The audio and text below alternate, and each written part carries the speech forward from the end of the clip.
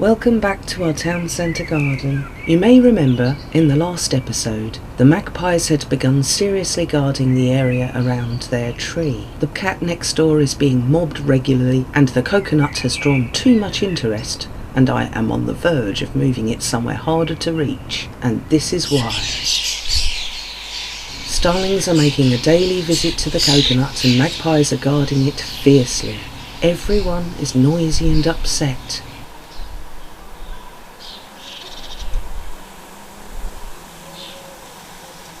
The large male snoops around the honeysuckle again before he sizes up the coconut to see how he can grab a bite.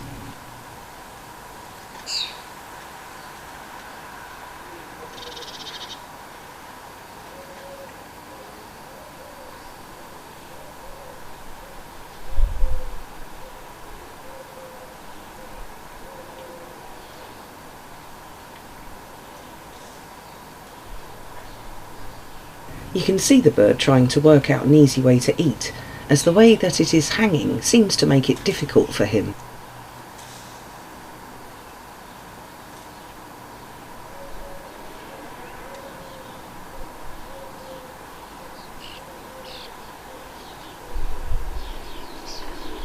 He pauses his elegant ballet on the slippery metal to listen to and look out for the pesky starlings.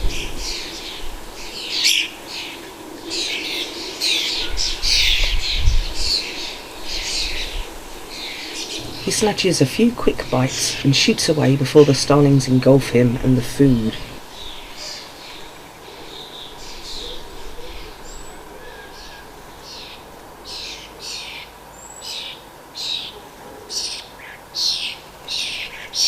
As one by one the noisy neighbours arrive, we can see some pale grey-brown starlings in the group. These are baby starlings, and they are just like all the other fledglings we have seen so far, and beg for food from their parents. It's fun to try and spot who is the parent of which baby. The baby on the bowl is reaching up to a parent and screaming to be fed.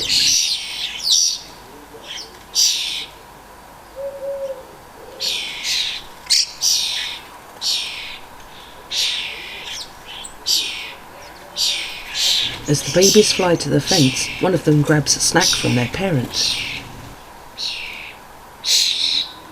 Their acrobatics are remarkable. They foot plant off walls to bounce into a new position.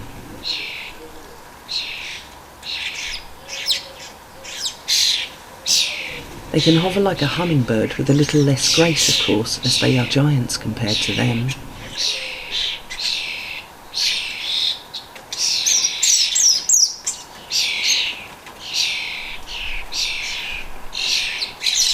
While the starlings on the feeder squabble over the coconut, the baby on the fence interacts with its parents.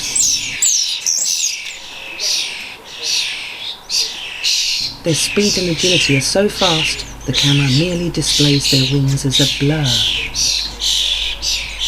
It looks like the babies are the ones making most of the noise. The baby on the bowl screams constantly to be fed.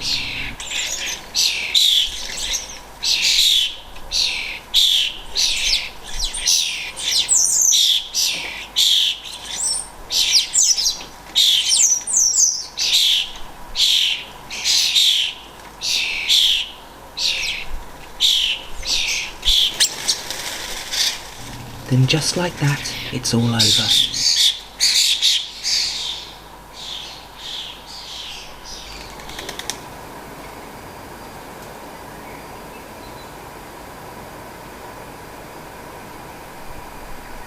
Things seem calm when the starlings finally leave, and Mrs. Blackbird takes a leisurely bath.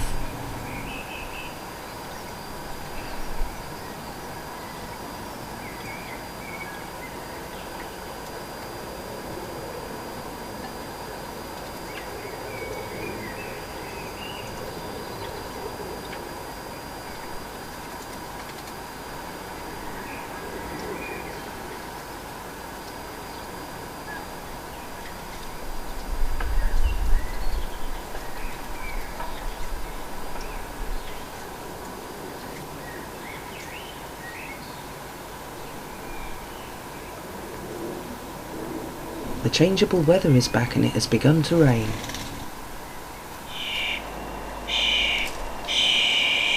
The wood pigeons think that they're going to get some breakfast, but the starlings have another idea about that. Sometimes I think the starlings act jumpy to frighten the other birds nearby. Because soon after a fright sees off everyone on the feeder, a lone starling appears to take advantage of the quiet.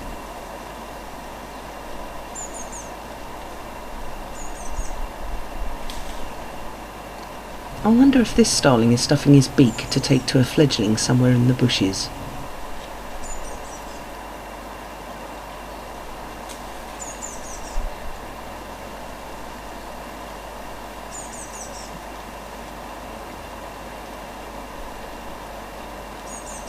A blue tit appears and deftly snips out a slice of yummy suet to eat in private. Other blue tits can be heard in the trees.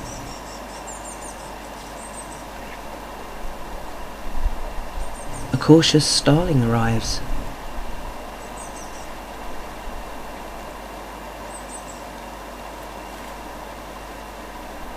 Even in the rain, the slippery metal of the feeder doesn't put her off. Her skill is amazing and she deserves a go on the coconut of happiness.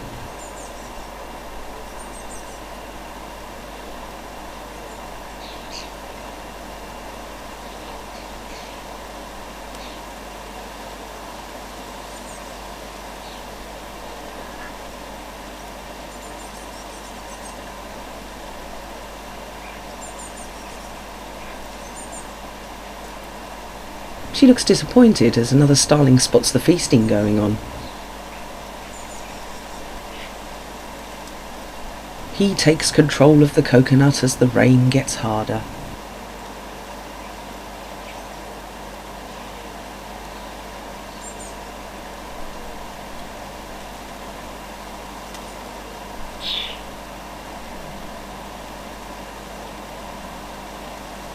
The starling flock hasn't spotted what's happening here, so these birds can take turns grabbing bites quietly.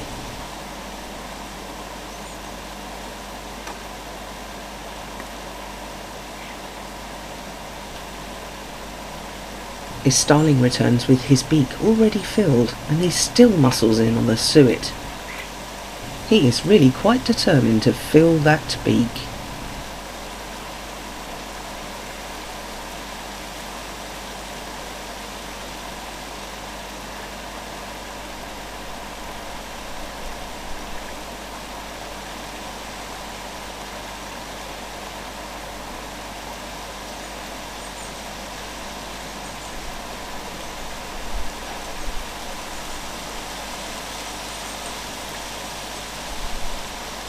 Butch, the great tit, arrives after the rain dies down.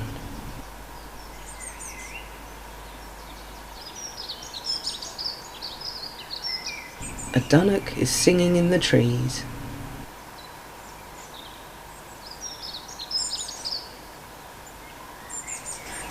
This moment of peace passes quickly as the starlings return. That coconut really creates a fuss.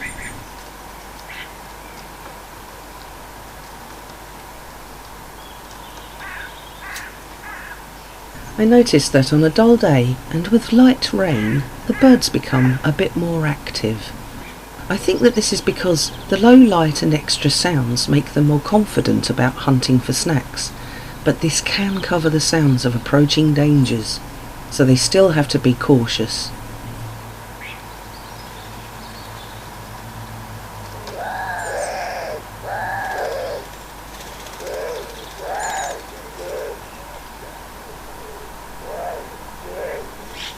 I have no idea what those sounds were.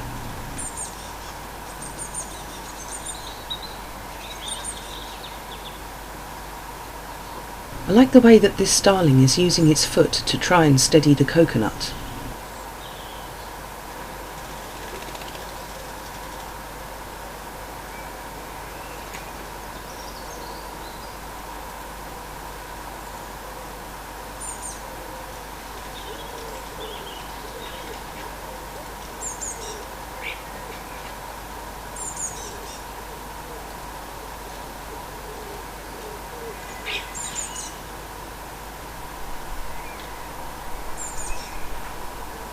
The starling in the bowl uses its beak to separate the food choices.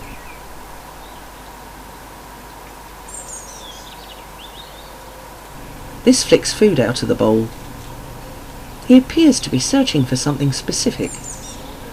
Or maybe it was just a bit of acting to get the other starling to leave?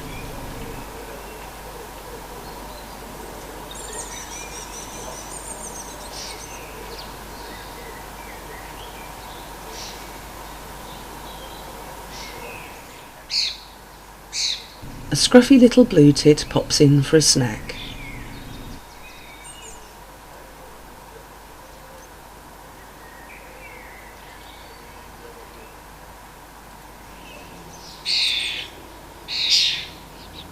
This coconut frenzy continues for several hours.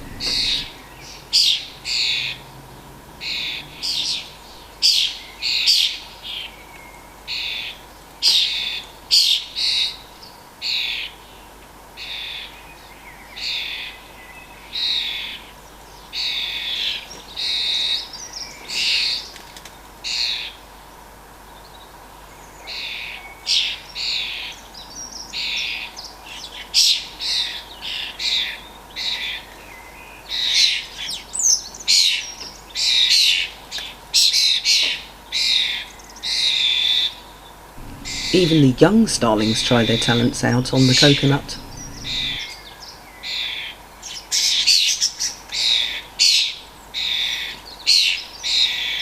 R2-D2 and his wife, Mrs. Blackbird, keep themselves at a distance while the ruckus continues and only re-emerge when the starlings are scared off to their steeple.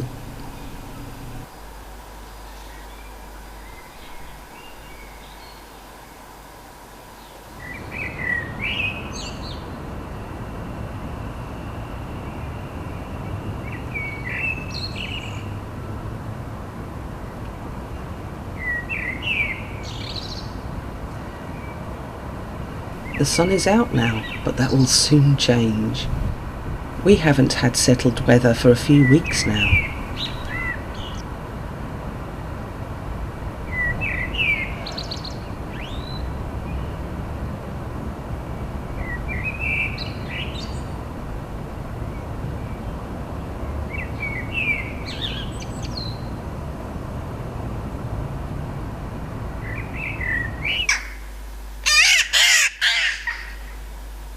That was the sound of a jackdaw.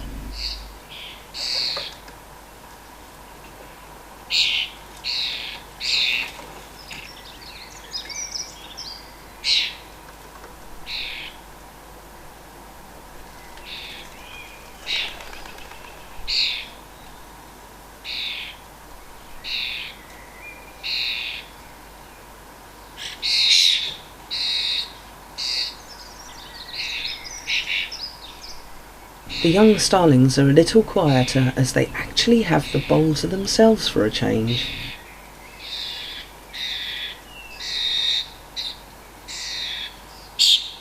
The parent has 2 babies to feed.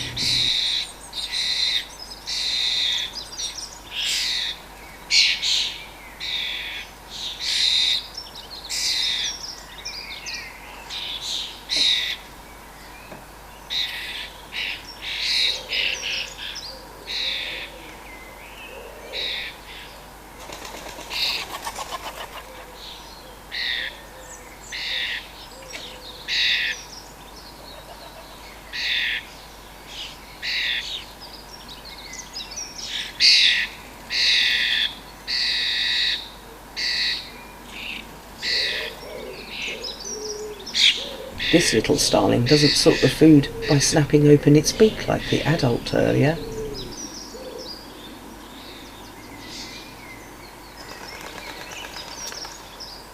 Just like the fledgling robin in a previous episode, this young starling checks and tests all the funny things in the food bowl to see what it likes to eat.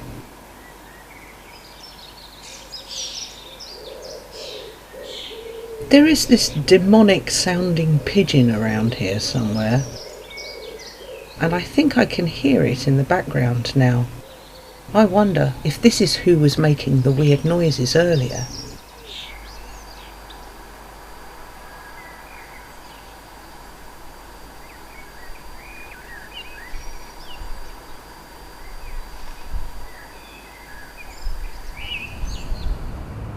These coconuts are in a distant neighbour's garden and they are hoisted up into the sky. I can only just get them on camera from this angle. Sorry about the wall on the left. I just wanted to show you one of the reasons that I think the jackdaw has found my garden.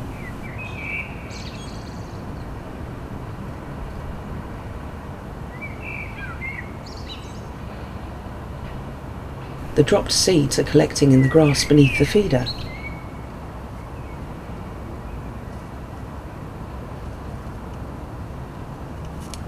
I've never seen such lush and thick grass in my garden before, and I assume it's the seeds that fell down from the feeder which are now growing beneath it.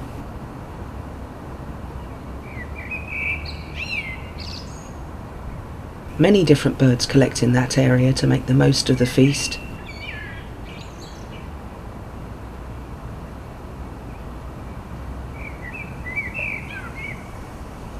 Sometimes it's hard to know where to film next.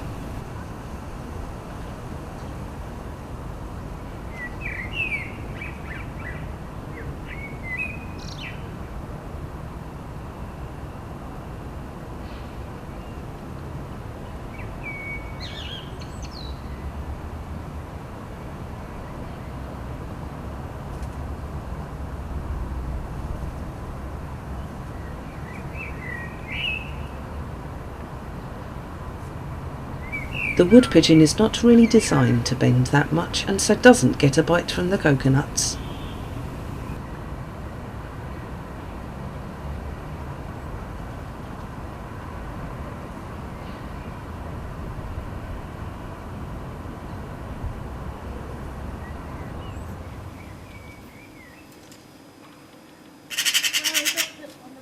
On this day I had moved my coconut nearer the back door, off camera to the left. The large magpie male knows it is there, but he can see me watching him through the window, so he doesn't go to it straight away.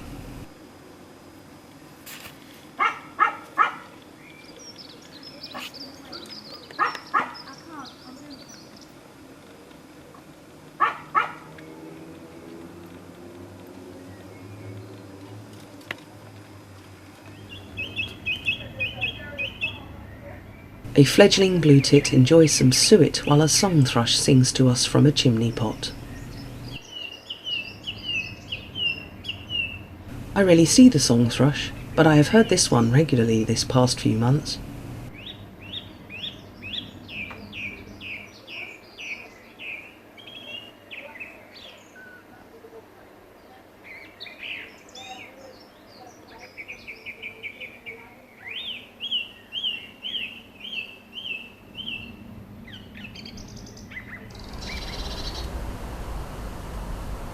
Our new friend returns. The jackdaw is very welcome here and I am thrilled every time I see it.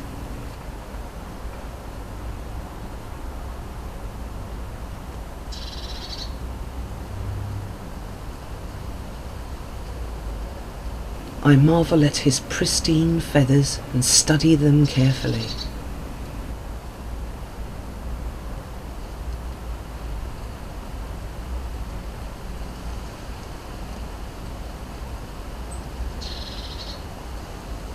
I marvel at his pristine feathers and study them carefully.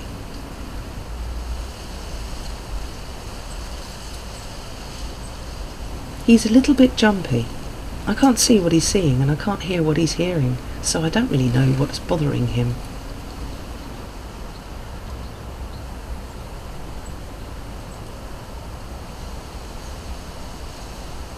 At times he looks like a metal bird, he is so glossy.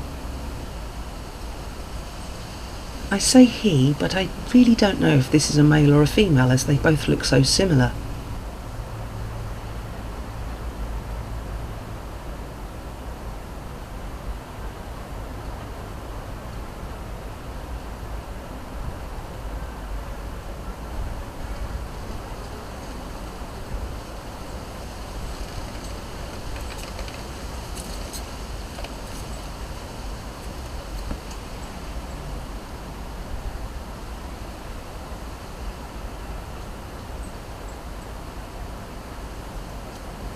Some battling pigeons surprise him and it's all over.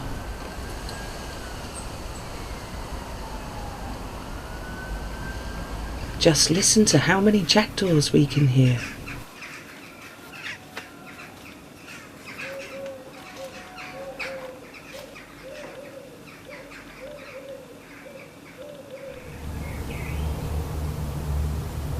All is quiet, so there is just enough time for a quick bite.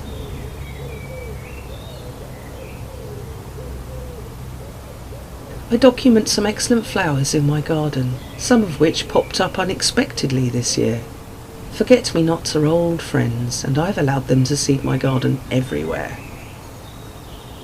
I don't know what these flowers are, but I love them all the same.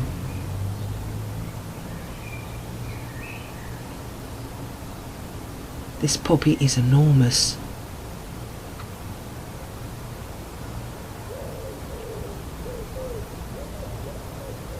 Poppy seeds are a favourite food source of birds and other creatures. These granny's bonnets have more flowers than ever before.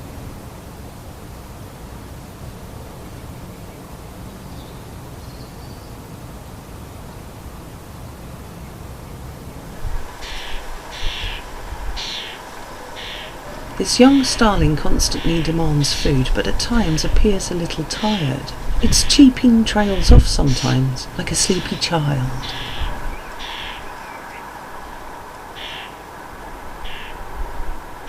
The parent carefully sorts through the offerings. It parts the food items with its beak, searching for specific things to feed its baby.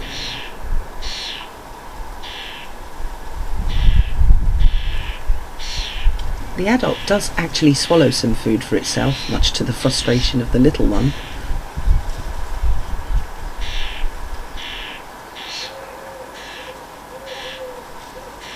The adult uses its beak like chopsticks and deftly pops food into the baby's mouth so quickly it's very hard to see if they actually got any.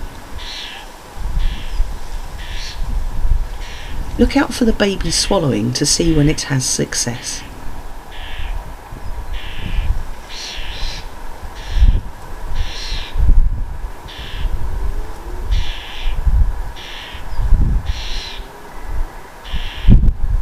The parent glances at the sky often to check for danger, and the baby does the same.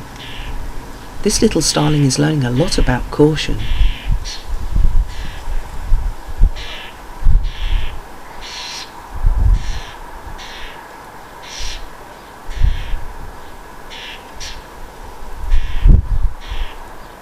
It makes me chuckle to see the little starling freeze with its beak open like that.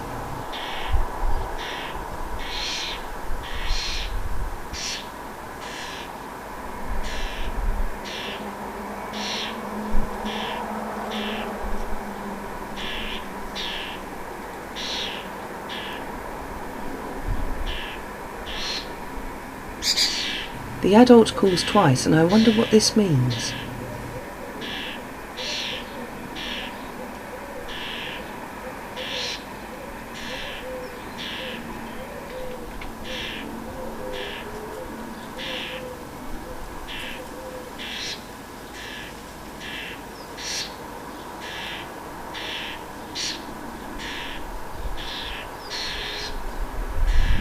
The parent is spending less time feeding baby and more time looking around nervously. Baby doesn't seem to notice this change.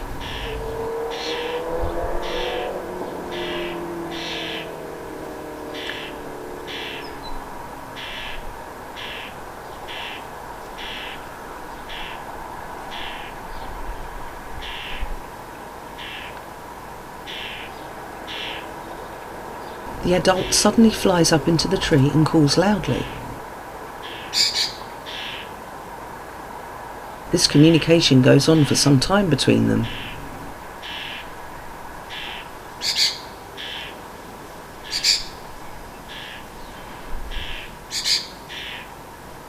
The baby seems less confident on its own.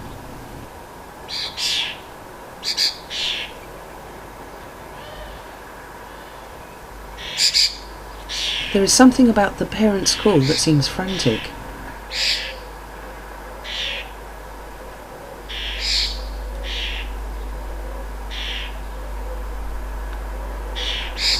It seems like there is a threat nearby, and I worry that the baby is in peril.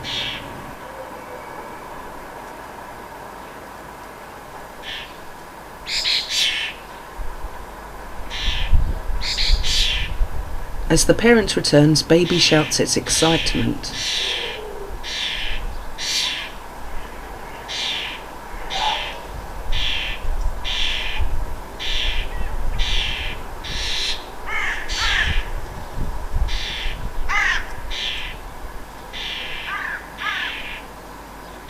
Despite the threatening sound of crows, the adult goes back to feeding baby.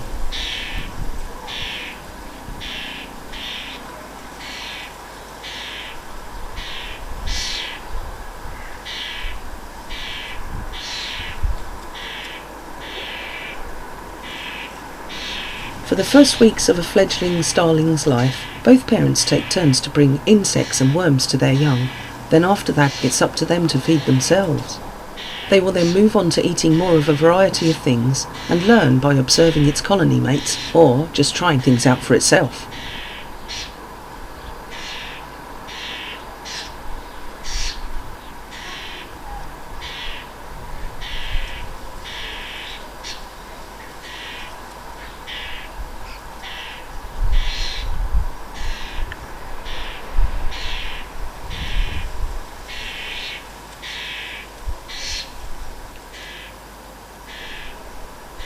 This baby reminds me of children I have known, patting my knee and telling me they're hungry.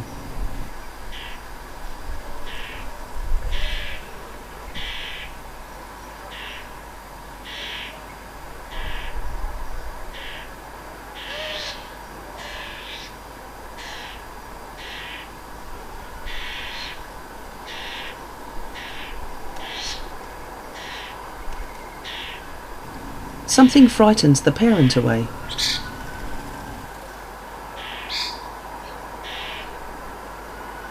I think it shouts for the baby to follow, but the baby seems unwilling to move.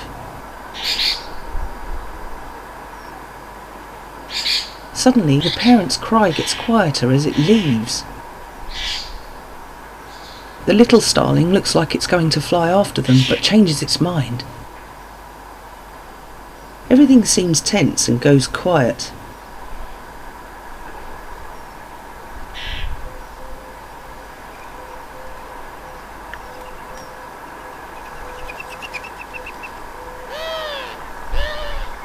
A noisy dove enters the space, making the young one more vigilant.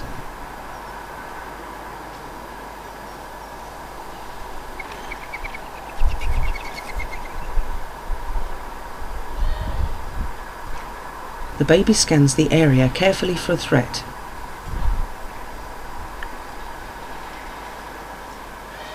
The young starling is very tempted by the food bowl, but keeps a cautious eye out.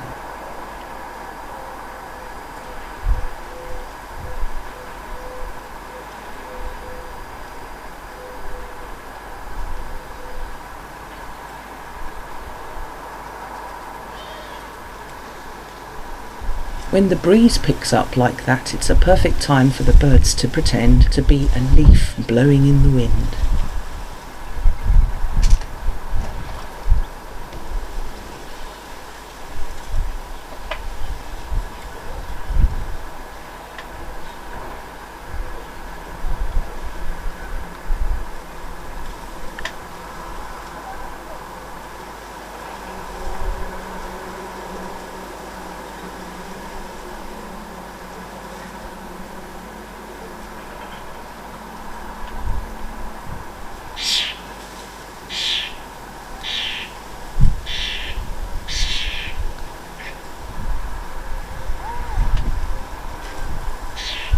It appears as though both parents have returned to protect their young.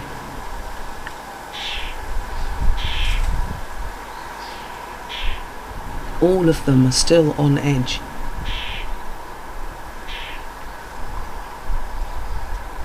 I sigh in relief as they leave together.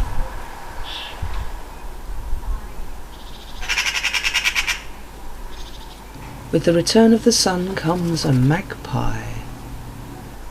It's the male, and he's let everything know he's arrived.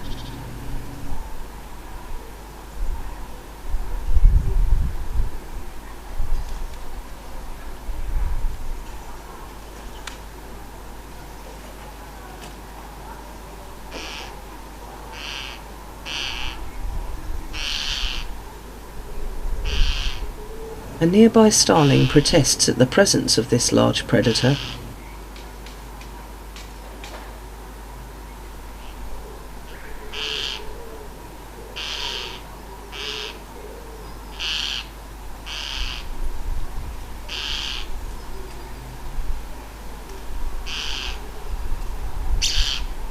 After a couple of quick squeaky cries, the magpie shuts it up completely. They eye each other up like cowboys in an old western.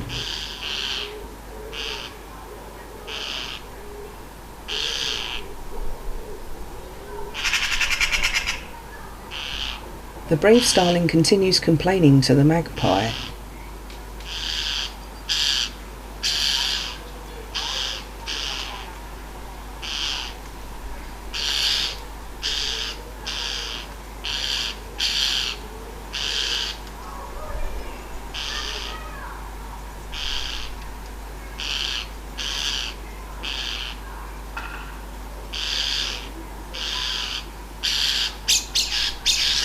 Then he suddenly shrieks and leaves at the safety of the bushes as the magpie makes his move.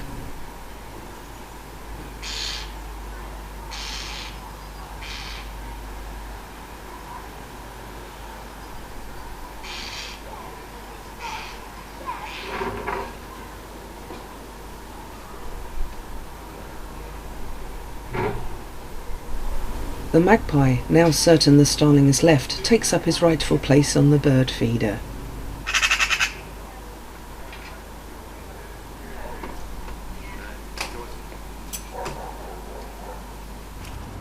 As a curtain of darkness gently descends over the chimney pots, the garden settles down for the night. I expect the little starlings will have earned their rest and wonder if they have to have power naps during the day, like many other young creatures. I also wonder if I will get a glimpse of the magpie chicks. I can hear them, but I haven't seen them yet. They make very hard to hear chirring sounds, so I'm starting to learn where to look. Time to charge my batteries. See you next time.